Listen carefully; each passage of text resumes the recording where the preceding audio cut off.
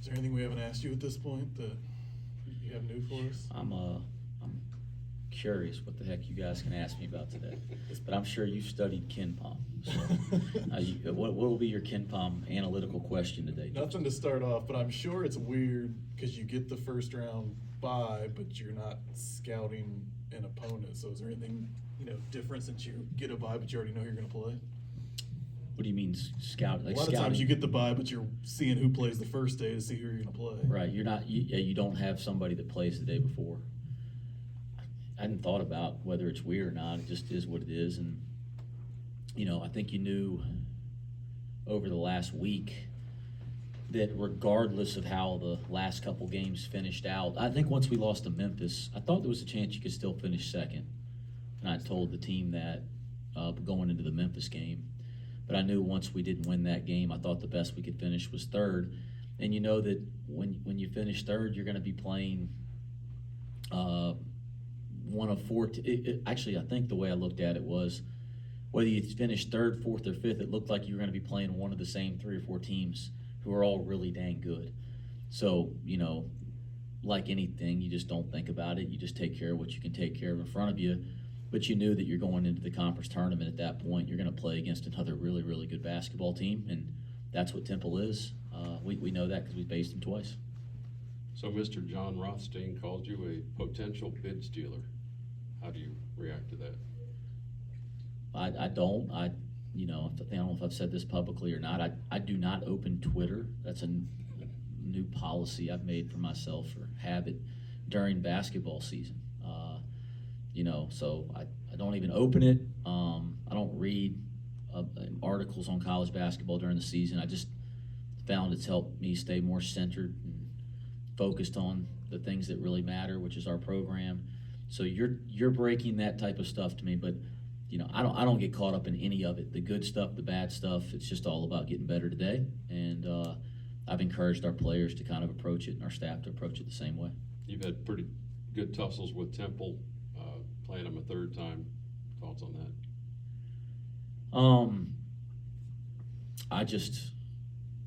I have a ton of respect for their program. For Aaron and the way they play, the things they value. They're tough, they're physical, they rebound. It is very difficult to score. They have a number of ways they can attack you offensively. It's not like you can just go into the game and focus in there. Dunn obviously has the great night, but you can't just go in the game and focus on let's shut down Damian Dunn or let's be really good in some of their spread stuff or their chin stuff. Like you can't, because they have so many different ways they can beat you, and everybody on the court is a very effective offensive player in many ways, right? And so, but yeah, just an incredible amount of respect. You can look at the 4 games we played against Temple the last 2 years. They've all been dogfights. We know we have a difficult opponent, but it's March in college basketball. That comes with the territory, and we're going to do everything we can to prepare to win this week. How did the emotions of Sunday, that senior day, maybe with some time to kind of let it sink in, compare to some of your senior days you've experienced at UNCG and then last year? I don't know if you guys have covered us enough now. I don't do a ton of reflecting right now. It's like, we graded the tape, and we've been working on preparing for the conference tournament. I haven't done a bunch of reflecting, but if you make me do it in the moment, we're just at a special place.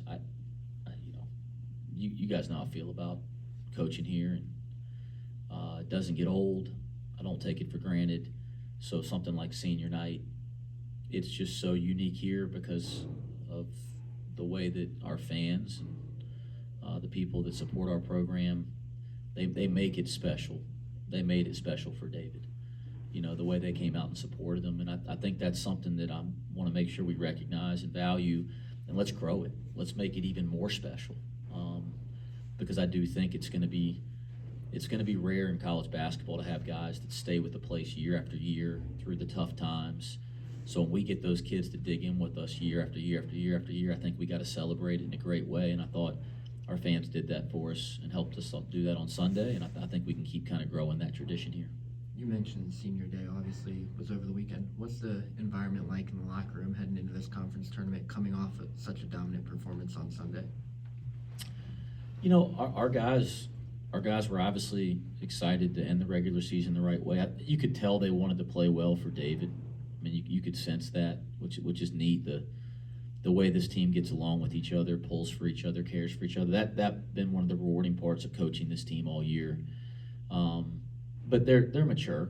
I mean, they're not on cloud nine or anything. They enjoyed the moment, celebrated David, had a little fun, and then I could sense when we were back on the floor yesterday that they're focused and ready for the next season. It's like a new season. When you get to the postseason, you can sense some excitement as it should be.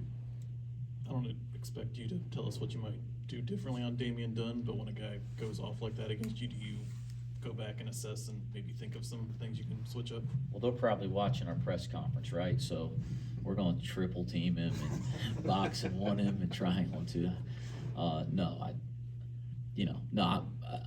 He's a great player. We did some nice things on him in the last game, and he still gets 30. That speaks to the level of player he is and his offensive ability. But I think they're not a one-man show at all, even though he had 30. Our fans may think Damian Dunn because he had that night here in Fifth Third. But, man, you can go up. If I start trying to talk about their roster, I'm going to leave somebody out. And you can go up and down the roster. The guys that are playing heavy minutes for them are all capable of having big nights. So we got to do a nice job on Damian and have a good plan. But we also, got to make sure that we recognize their other guys are very capable as well.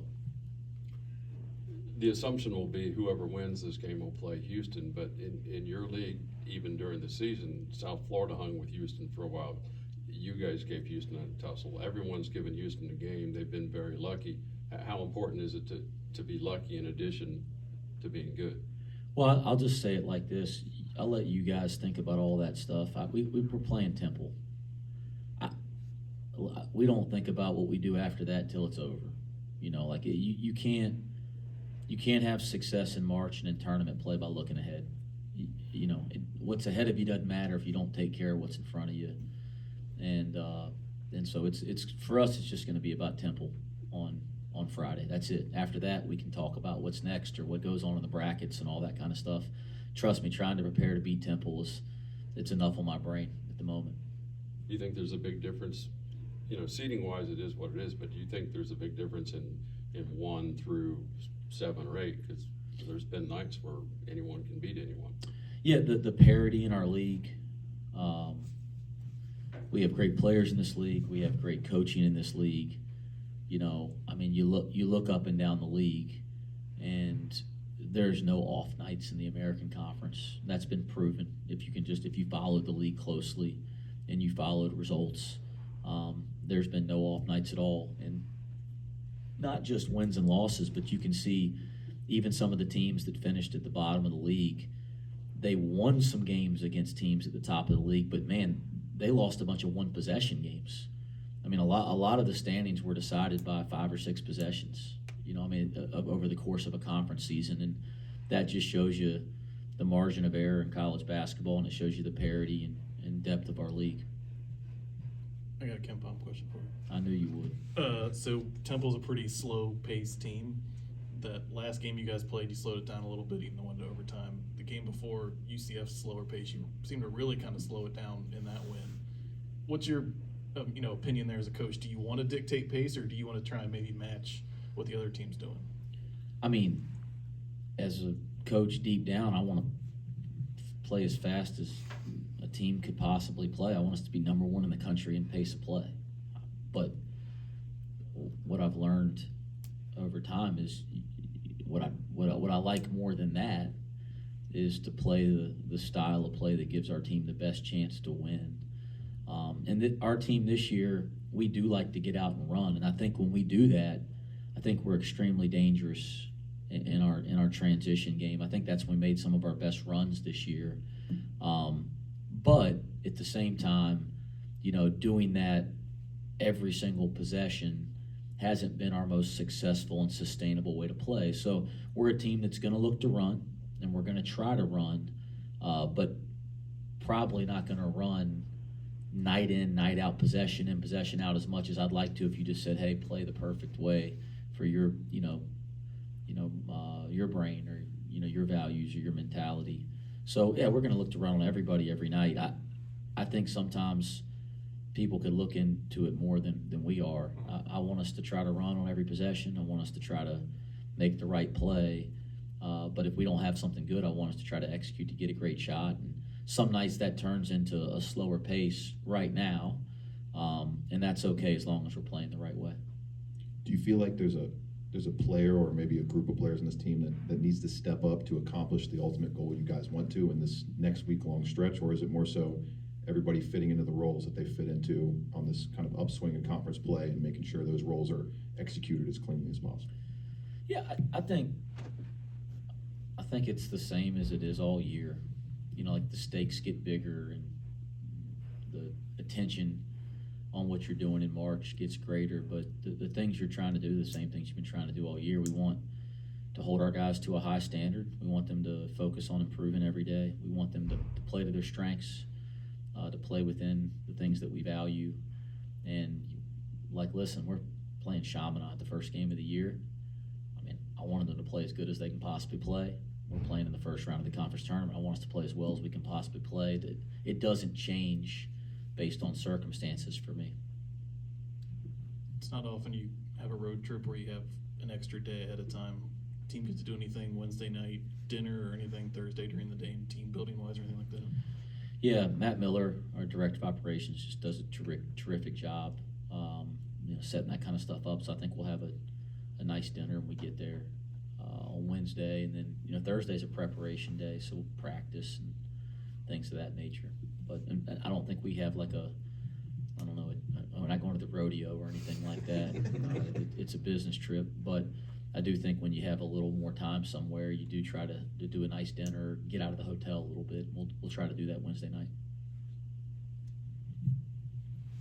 Looking at Vic since the injury, how do you feel he's looked over this kind of multi-game stretch coming back, and your confidence in his game going into this conference tournament? He hasn't been 100% yet, so I think it's important to put that in perspective. And Vic's a guy that everybody's seen this, over the last 2 years.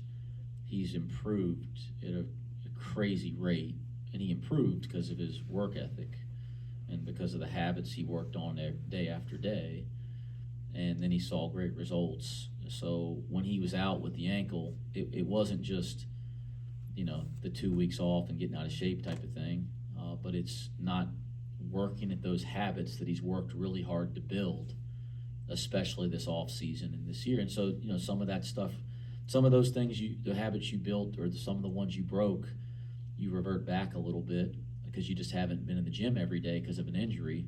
So I think you see him trying to kind of get back to playing the way that he's practiced all year, which he was playing like before he got hurt. And you're kind of watching that evolution. And honestly, I know the foul trouble was there in the last game against SMU, and that was a little frustrating for his minutes and his rhythm. But I thought the days up to practice, he looked more like himself again. I thought the possessions that he did play when he didn't commit fouls or get called for fouls, I thought he started to look more like himself. So I think another week, I think he'll be close to kind of how he was playing before he got hurt. Jeremiah kind of looked to tweak his ankle there at the last minute there on Sunday.